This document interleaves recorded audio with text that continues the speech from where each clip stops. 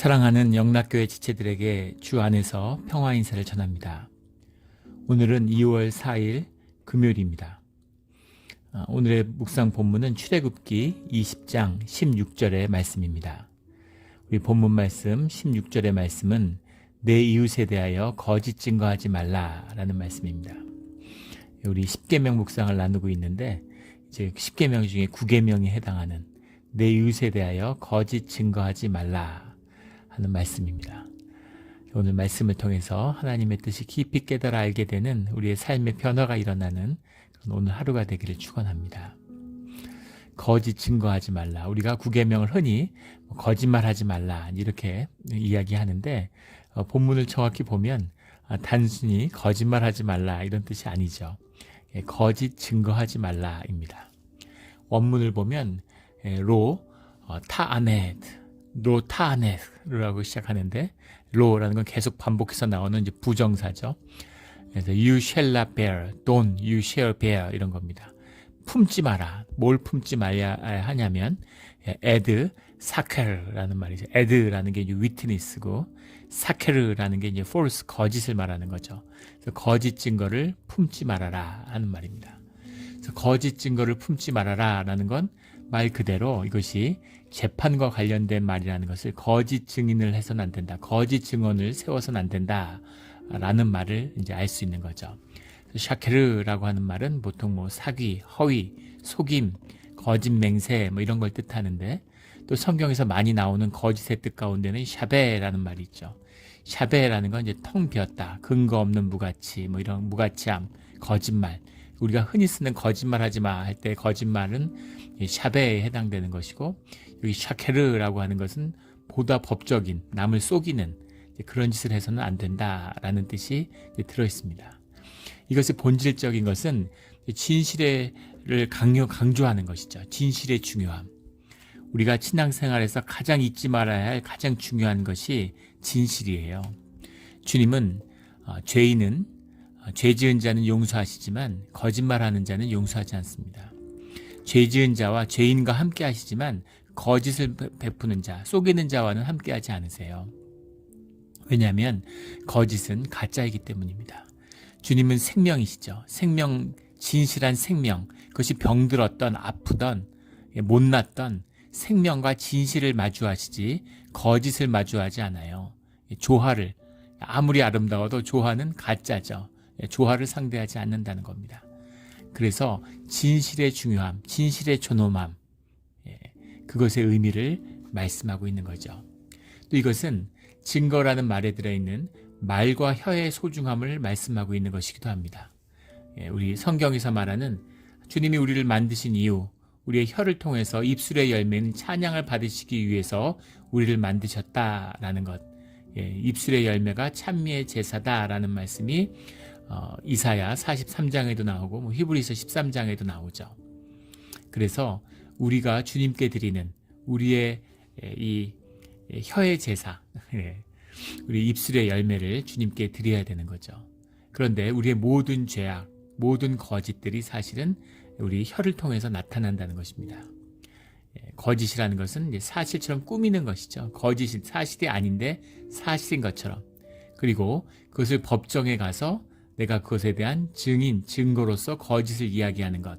여기에는 더 깊은 뜻이 들어있습니다. 뒤를 돌아보면 하나는 모든 거짓의 압이 되는 중상자 마귀의 이야기가 나오죠. 마귀가 헬라어로 디아블로스예요. 디아블로스라고 하는 것이 거짓되이 비방하는 자, 입이 험한 자, 비난하는 자 이런 뜻입니다. 예수님께서도 마귀가 거짓의 압이라고 했죠. 모든 거짓, 세상의 권세가 거짓에 서 있어요. 거짓의 힘, 거짓의 압이가 마귀이기 때문에 세상 권세를 마귀가 뒤흔드는 거죠. 마귀의 권세라는 건 속이는 권세입니다. 사람들이 거기 속이기 때문에 사람들한테 권세가 있어요. 사람들에게 하나님의 권세, 영적인 권세가 위임되어 있는데 인간들이 거기 쏘가가지고 그 권세를 마귀를 위해 쓰는 겁니다. 마귀가 권세가 있는 것 같아요. 마귀가 권세를 휘두르죠. 마귀의 권세가 결국은 인간이 자신에 쏘가서 그 권세를 마귀한테 의탁한 것입니다. 우리가 돈을 보면 알 수 있죠. 돈이라는 것은 사람들의 신뢰에 기반하에 노동에 대한 가치를 그 돈에다 담은 것이에요. 그런데 사람들이 돈의 종노릇을 합니다. 돈을 쌓아놓고 돈에 휘둘려요. 돈을 다스려야 되는데 돈에 휘둘리고 돈이 가치고, 돈이 무슨 가치가 있어요? 가치가 사람한테 가치가 있지 돈에 무슨 가치가 있습니까? 사람의 가치를 위임해 놓고서 거기에 종노릇을 하는 우상숭배죠. 이 인간의 어리석음, 이것이 마귀의 종노릇하는, 세상의 종노릇하는 인간의 비밀이죠. 그래서 이 마귀가 이 속이는 권세로, 비방하고 속이고 이간질시키고 이런 것으로 세상을 농락하고 다스리는 거죠. 교회가, 주님의 몸된 교회가 마귀의 속임과 이간질로 무너집니다. 그 막 이간질을 하고 뭐 남의 얘기하고 비방하고 이래서 막 그런데 쓰임 받는 그런 사람들이 있잖아요. 마음을 못 지키고 보통 이제 기도하지 않는 분들이죠. 말씀을 먹지 않으니까, 종교 생활하니까 마귀의 이제 놀이개감이 되는 거죠. 마귀의 놀이터가 되는 겁니다. 그래가지고 뭐 음해하고 파당지고 싸우고 이러면서 하나님의 길을 막는 이제 그런 짓을 하는 것, 그 모든 권세가 이 거짓 가운데 나온다라는 뜻이 그 배경이 깔려 있는 것이죠. 그래서 거짓을 물리치는 힘은 진실입니다. 이 진실의 힘은 위대한 것이죠. 이 진실의 힘은 위대한 것이에요. 진실하게 사는 사람은 길이 열리죠. 하지만 거짓을 행하는 자들은 자기 꾀에 결국 넘어가게 된다. 이런 말씀이 시편이나 잠언에 나옵니다. 진실의 힘이죠. 제가 가짜 목사라고 한번 생각해 보세요. 신학교를 가짜로 다녔다, 안 다녔다. 가끔 이민교회에서 이제 그런 일들이 벌어지죠. 그런데 뭐 이렇게 막 권위 있게 막 이렇게 무슨 막 이렇게 목사로서의 권위를 한없이 높였는데, 그런데 어느 날 그 진실을 아는 사람이 교회에 나타났다고 생각해 보세요. 그러면 그 모든 거짓의 권위나 명예는 한순간에 연기처럼 사라져 버리겠죠. 아무 힘이 없는 겁니다. 모든 걸 잃어버리는 거죠, 권세를. 그런 것처럼 진실이라는 것, 진실은 빛과 같은 것이죠. 빛이 임하면 빛하고 거짓이 싸우지 않죠. 빛이 임하면 어둠은 사라져 버리는 겁니다. 진실이 임하면 거짓은 사라져 버리는 거예요. 이런 진실의 힘, 진실을 붙들고 진실한 모습으로 자원하는 심령으로 주님 앞에 나오는 우리 모두가 되기를 주의 이름으로 축원합니다. 또 여기다 더 깊이 들어가면 지금 재판에서의 이제 그 증거의 얘기잖아요. 그런데 세상의 거짓된 권세, 세상을 다스리는 거짓의 힘, 거짓의 힘이 세상의 권세라고 한다면 그 힘이 크다는 것은 거짓의 힘이 크다는 것이죠. 그러면 세상에서 희생양이 되는 사람들, 세상에서 거짓의 삶을 피해를 입는 사람들, 보호받지 못하는 사람들이 누구겠어요? 그것이 나그네와 과부와 고아와 가난한 자들이죠. 그래서 그런 자들에 대한 배려가 바로 이 거짓 증거의 금지와 맞닿아 있다는 겁니다. 그리고 이것은 또 영적으로는 악인과 연합하지 말라는 이제 출애굽기 23장에 나오는 그 말씀과도 관련되어 있죠. 악한 자들과 손을 잡아서는 안 된다. 출애굽기 23장에 가면 다수를 따라 악을 행하는 것에 대한 부당함에 대해서 말씀하고 계시죠. 그런 것입니다. 사람들이 다 거짓을 행하니까 같이 행하는 것. 우리 횡단보도에서 혼자 빨간불인데 건너가는 사람은 거의 없는 것 같아요. 근데 여러 명이 건너면 같이 건넙니다. 인간의 집단 악이죠.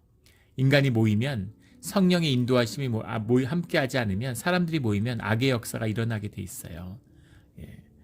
정치 같은 걸 보세요. 그 끝이 선한 것을 보셨습니까? 결국에는 하나님의 뜻 가운데 가지 않으면 결과는 악으로 귀결될 수밖에 없습니다. 생각을 모으고 뜻을 모으면 악한 생각, 거짓된 생각이 이기게 돼 있어요. 이것이 인간성의 비밀입니다. 타락한 인간의 죄성의 열매예요. 이런 것이 들어있다는 거죠. 그래서 거짓 증거하지 말라라고 하는 것에는 약자와 가난한 자와 과부와 나그네를 보호하고자 하는 주님의 긍휼이 들어있다라는 것을 이제 보게 되죠. 이것이 중요한 뜻입니다. 기독교 문명에서는 이게 뿌리 깊어요. 이 거짓 증거의 대상이 누군가라는 것을 한번 봐야 합니다. 거짓 증거, 재판의 주관자가 주님이세요. 사람이 하는 게 아닙니다.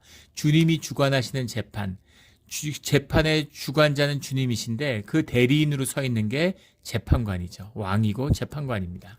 그래서 법정에서 거짓 증거한다는 의미는 주님을 속인다는 얘기예요. 주님을 속이는 성경의 대표적인 얘기가 아나니아와 삽비라의 얘기죠. 아나니아와 삽비라가 헌금 제대로 안 했다고 죽은 게 아니죠. 주님 앞에 거짓말을 했기 때문에 죽은 것입니다. 주님한테 대놓고 거짓말을 하면 주님의 벌을 받게 되죠. 우리가 다 거짓으로 살아요. 우리가 다 거짓말을 하고 삽니다. 거짓 속에 묻히고 우리 삶이 다 거짓인데 그 거짓을 말하는 것이 아니라 주님 앞에서는 진실해야 되는 거죠. 우리의 태도가 주님 앞에 나갈 때는 우리가 진실해져야 되는 거예요. 그런데 주님을 속이려고 한다? 주님 앞에 용서받을 수 없는 거죠. 우리를 용서해 줄 수 있는 분, 우리의 거짓을 사해 줄 수 있는 분이 주님이신데 주님을 속이고 주님을 향하여 거짓을 말하는데 용서받을 주체가 없잖아요. 용서해 주실 주체가 없는 것이죠. 이것이 아나니아 삽비라의 얘기입니다. 구약에 나오는 사환 게하시의 얘기죠. 엘리사를 속인, 엘리사가 하나님의 일을 행했는데 거기서 엘리사를 속이고 거짓, 은과 의복을 취한 게하시가 문둥병의 저주를 받죠. 이런 거짓말 했다고 이렇게까지 심한 자자손손이 문둥병을 받는 저주를 받아요. 이렇게까지 벌을 받나? 아나니아 삽비라 죽기까지 해야 되나? 근데 속인 대상이 주님이라는 것입니다. 주님을 속여서는 안 돼요. 주님을 속이려 들면 주님이 속겠습니까? 그 거짓이 주님을 믿지 않고 주님의 이름을 더럽히는 것이죠. 그런 것은 용서받지 못한다는 겁니다. 주님을 향해서 거짓을 행해서는 안 되죠. 이 전통이 기독교 문명 가운데 뿌리 깊게 남아 있습니다. 미국 같은 경우에 거짓 증인을 하는 사법 방해죄 같은 게 아주 무거운 죄죠. 예전에 그 에드워드라고 존 에드워드였나요? 그 상원의원 하다가 이제 부통령도 나오고 그랬었죠. 그런 아주 거물 정치인이었습니다. 얼굴도 잘생긴 아주 말도 너무 잘하고 그런 촉망받는 정치인이었는데 그 사람이 이제 그 이혼 법정에 서게 됐죠. 근데 부인이 그 암투병 중이었는데 바람을 피웠다라는 의심을 받았어요. 그런데 바람을 피웠다고 하는 게 미국에 무슨 간통죄가 있는 것도 아니고 도덕적으로 부인이 암투병을 하는데 남편이 바람을 피웠다는 게 이제 욕먹을 일이죠. 비난받을 일입니다. 윤리적으로 책망받을 일이죠. 그러나 법적으로 무슨 죄가 되는 그런 일은 아닌 것이죠. 그런데 이 사람이 그런 일이 없다고 딱 잡아뗐어요. 근데 뒤에 바람이 폈다는 사실이 드러났습니다. 이 사람이 구속됐는데 사법 방해죄로 30년형을 받았어요. 거짓 증인에 대한 그런 이 미국의 기독교 문명의 뿌리죠. 사람을 죽여도 15년 이렇게 해서 하는데 거짓말했다고 거짓으로 증언했다고 성경에 손을 얹고 이렇게 맹세하잖아요. 미국의 대통령도 헌법을 지키겠다고 선언할 때 성경 위에 손을 얹죠. 이런 퓨리탄들이 세운 나라니까 신앙에 대한 그 순수함이 있는 것이죠. 전통으로 남아서 하나님께 맹세하는 겁니다. 하나님께 맹세코 법을 지키겠다. 하나님께 맹세코 진실을 얘기하겠다라고 얘기하니까 그 진실을 믿어주는 거죠. 하나님의 살아계심을 두고 맹세한 것이기 때문입니다. 근데 그 문화가 이제 이렇게 이식돼 가지고 우리 한국 같은 경우도 제가 그 판사를 하던 한 집사님이 그런 얘기를 제가 고백을 들은 기억이 나요. 재판을 하는데 다 거짓말이라는 거예요. 다 거짓말로 양쪽에서 증인들을 세워가지고 재판이 무슨 의미가 있나? 재판이라는 건 증언 위에 세워지는 것인데 증언이 다 거짓인데 이걸 재판한다는 게 의미가 있을까? 이런 회의가 많이 든다는 거예요. 그런 깊은 진실에 대한 깊은 신앙적인 동의가 없으니까 그 토대 위에 세워져야 재판이라는 게 위력이 있는 것인데 다 속이는데 무슨 의미가 있나 이런 생각이 드신다 이런 이야기를 한 적이 있습니다. 물론 미국이라고 재판이 다 제대로 되고 이런 것은 아니죠. 제가 처음에 이민 와서 뉴욕에 유학 갔을 때죠. 뉴욕에 처음에 있었는데 뉴욕에서 슈퍼마켓에 장 보러 갔다가 겨울인데 놀라운 광경을 봤던 기억이 나요. 굉장히 충격을 받았는데 줄을 서 있는데 어떤 그 임신부 배가 이렇게 많이 나온 만삭에 흑인 아주머니가 이제 새치기를 했어요. 그러니까 새치기를 당한 뒤에 서 있게 된 백인 아줌마가 줄을 제대로 쓰라고 그러면서 서로 말싸움을 하다가 이제 이렇게 몸싸움이 났습니다. 그래서 막 소리 지르고 막 싸우는데 네, 다른 지역에서는 이제 그런 걸 본 적이 없는 것 같아요. 좋은 동네만 살아서 그런지 모르겠는데 저희 동네에서도 뭐 큰 소리 나는 거 보는 일이 없죠. 근데 뉴욕에 있을 때는 그런 걸 자주 봤습니다. 그런데 막 싸우는데 막 이제 그 마트 측에서 경찰을 불러서 경찰이 왔어요. 그랬더니 그 흑인 임산부 아주머니가 들어 누우면서 이 막 배가 아프다 그러면서 이 여자가 내 배를 찼다 그러는 거예요. 근데 제가 그 뒤에 서 있었기 때문에 시작부터 끝까지 다 봤는데 배를 차지는 않았죠. 예. 근데 배를 찼다 그러면서 막 그 응급차를 부르라고 막 배 아프다고 누워 있는데 더 놀라운 것은 그 줄 뒤에 있던 전혀 상관없는 한 흑인 아줌마가 오더니만 내가 증인이 돼주겠다고 내가 배를 찬 걸 봤다고 얘기하는 거예요. 그래서 제가 굉장한 충격을 받았습니다. 그래서 미국에 알지도 못하는 사람인데 같은 이제 흑인이니까 아마 도와주려고 그랬는지. 근데 그렇게 하면 안 되겠죠. 예, 그래서 미국의 인종 갈등이 이렇게까지 뿌리 깊은가 이런 생각이 들었습니다. 굉장히 그 순간 굉장한 마음의 고민이 많았는데 경찰한테 나도 그 상황을 다 봤기 때문에 필요하면 증인이 될 수 있다고 이제 연락처를 경찰이 달라고 그래서 이제 전화번호를 알려주고 왔는데 뭐 연락이 오진 않았습니다. 그래서 뒤에 어떻게 됐는지 모르겠는데 이제 그런 것이죠. 그런 게 거짓 증거를 얘기하는 겁니다. 좋은 뜻으로 한 것이죠. 같은 어려운 처지고 가난한 사람들끼리 돕겠다는 마음으로 한 것이지만 본질은 거짓이에요. 거짓을 행하면 안 된다는 것입니다. 왜냐하면 그 재판에서 거짓을 행하는 것이 주님을 속이는 것이 들어있기 때문이라는 거죠. 그리고 거짓이라는 것을 행하면 결국은 마귀의 권세 아래 굴레에 묶이는 것이에요. 이것이 문제인 것입니다. 거짓에 묶이면 꼼짝 못하는 거죠. 세상한테 휘둘리고 마귀의 놀이개가 되고 맙니다. 신앙의 중심, 신학에서 가장 중요한 원칙이 진실이에요. 죄 짓지 않는 것이 아닙니다. 죄를 지어요. 계속 죄 짓고 살잖아요. 그러나 그것을 주님께 돌이키고 용서받을 수 있는 키는 진실에 있는 것이죠. 진실을 절대 놓쳐선 안 된다. 진실을 붙들어라 라는 것입니다. 그 거짓을 혀에 담는다는 것. 혀가 거짓을 담을 때 혀라고 하는 것은 영적 권세가 있죠. 우리의 영, 우리의 속에 있는 것이 나오기 때문입니다. 그런데 그 혀의 권세를 잘못되게 썼을 때 그것이 칼보다 더 깊은 상처를 주고 사람을 망치는 게 되는 것이죠. 그래도 말의 권세의 힘입니다.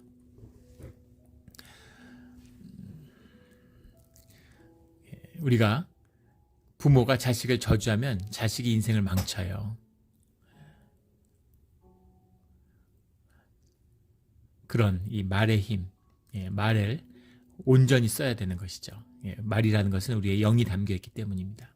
그래서 거짓말한다는 것, 거짓 증언한다는 것이 그렇게 단순한 것이 아니라 훨씬 깊은 영적인 묶임이 있다라는 것을 보게 되는 거죠. 우리의 죄성, 우리의 이 타락한 본성의 문제도 사실은 다 거짓말에서 시작된 것입니다. 우리 에덴 동산에 나오는 이야기, 창세기 3장에 나오는 이야기, 그런 걸 보면 알 수 있죠. 뱀이 여자에게 와서 그렇게 얘기하죠. 너희가 결코 죽지 않는다. 거짓말이죠. 육체는 죽지 않지만 영혼은 죽는데 이제 반의 거짓말을 한 거죠. 또 여자가 뱀에게 동산 중앙나무에 있는 실과는 하나님의 말씀에 너희는 먹지도 말고 만지지도 말라. 너희가 죽을까 하노라. 이렇게 얘기했는데 온전한 진실이 아니라 거짓이 섞여 있습니다. 자기가 하나님같이 얘기하는 거죠. 언제 하나님이 만지지도 말라고 그랬어요. 근데 마치 하나님같이 얘기하는 거예요. 하나님의 말씀이 잘 기억이 안 나면 뱀한테 네가 물어봐. 나중에 주님한테 네가 직접 물어봐. 너도 들었잖아. 이렇게 얘기하면 될 텐데 마치 하나님처럼 이야기해요. 너희가 죽을까 하노라. 하나님의 말씀에 이렇게 하면서 그러니까 또 뱀도 거짓을 받아서 그대로 거짓을 이야기하는 거죠. 너희가 결코 죽지 않는다. 이렇게 얘기해요. 더 재밌는 것은 여기서 말하는 고린도 후서 11장에 보면은 간계로 하와를 미혹했다. 이런 간계라는 것, 파누르기야라는 말인데 이것도 거짓지혜 이런 걸 말하는 거죠. 거짓의 왕이니까 예수님이 거짓의 왕이라고 했죠. 마귀가 거짓으로 사람을 농락하는 거죠. 근데 하나님께서 아담한테 와서 내가 너더러 먹지 말라 명한 그 나무 실과를 내가 먹었느냐라고 그렇게 주님이 물어보십니다. 창세기 3장 11장의 말씀이죠. 내가 그 실과를 먹었느냐? 주님이 몰라서 묻는 게 아니죠. 증언입니다. 그래서 아담이 먹었느냐? 그러면 예, 먹었습니다. 이러면 되는데 하나님이 주셔서 나와 함께 하신 여자가 그 나무 실과를 내게 주므로 내가 먹었나이다. 이렇게 얘기하죠. 예. 그게 무슨 말인가요? 네 책임이다. 하나님 책임입니다. 이 얘기죠. 하나님 책임이고 하와 책임입니다. 거짓입니다. 내 책임이죠. 예. 제 책임입니다, 주님. 예. 그래야 용서를 받을 수가 있잖아요. 그런데 하나님 책임이고 하와 책임이면 내 책임이 아닌데 내가 죄진 게 없는데 무슨 용서를 받겠어요. 이 거짓이 온 인류의 사망의 길로 이끄는 우리가 이 죄된 우리 자신이 모든 인간이 오늘날까지 고통받고 있는 이 죄성의 문제의 시작이라고 하는 것입니다. 이게 거짓의 비밀이죠. 주님께서 그런 말씀을 하시죠. 너희 안에 있는 것이 너희 행위가 아니라 너의 말이 너의 이 마음에서 나온 말이 너희에게 죄가 되는 것이다. 너희에게 저주가 된다라는 말씀을 주시잖아요. 너희에게 나오는 것이 아니라 너희에게서 나오는 그 말이라는 것이 이제 영의 고백이니까 그런 것이죠. 그런 깊은 뜻이 들어있는 거죠. 우리 요한계시록 21장에 보면 불과 유황으로 타는 못이 나오죠. 거기에 가운데 있는 자들은 모든 거짓말하는 자들이다. 이렇게 되어 있습니다. 진실함, 오직 진실할 때만이 주님이 우리와 함께 하시는 거죠. 우리가 뭐 멋지고 대단하고 뭐 그렇게 무슨 신앙의 영웅이 될 거라고 주님이 우리에게 그렇게 되라고 얘기하시지 않으세요. 무슨 굉장한 무슨 영웅이 되는 영웅적인 신앙의 소유자가 되는 그런 게 그것도 마귀의 거짓이죠. 주님은 우리에게 진실하게 주님 앞에 나오라고 말씀하시는 겁니다. 그리고 우리 삶의 결과와 열매는 주님이 이루시는 거예요. 대단한 영웅이 되는 것도 주님이 하시는 일이고 주님에 붙들렸다면 소박하고 조용하고 아무도 모르는 연약한 자의 삶을 살아도 주님이 하시는 겁니다. 그리고 그걸로 평가받는 것이 아니에요. 우리의 진실, 주님 앞에서 주님과 함께 걸어온 우리의 삶, 우리의 인격, 내 삶의 진실로 주님 앞에 심판받고 천국에 가는 것이죠. 그것이 우리 삶의 비밀입니다. 그래서 오직 거짓을 배격하는 것이 우리 신앙의 가장 바탕이에요. 하물며 거짓 증언을 하고 주님을 속이고 주님을 향해서 거짓으로 주님을 패하려고 한다. 거짓으로 말씀을 패하려고 한다. 그것은 용서받을 수 없는 심판이 되는 것이죠. 늘 진실함으로 주님이 그냥 분명하게 말씀하신 거죠. 거짓 증거하지 말라 이렇게 말씀하셨습니다. 그래서 우리는 거짓 증거를 하면 안 되는 것이죠. 더 나아가서 거짓말을 해서는 안 되는 것입니다. 더 나아가서 우리 삶에 거짓을 제하려고 최선을 다해야 하는 것이죠. 더 나아가서 우리가 도저히 거짓을 제할 수 없고 거짓을 피할 수 없는 우리의 존재임을 깨달아서 십자가 앞에서 그걸 만나는 거죠. 그래서 주님의 은혜와 주님의 구속의 능력으로 우리가 진실하게 살아갈 수 있는 것입니다. 이것이 우리 신앙의 비밀이죠.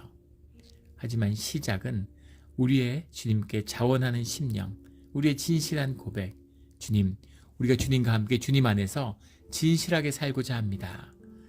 이런 고백이 주님 앞에 드려지는 우리의 신앙의 자리, 기도의 자리가 되기를 주의 이름으로 축원합니다. 아멘. 우리 함께 기도하겠습니다. 하나님 아버지 감사합니다.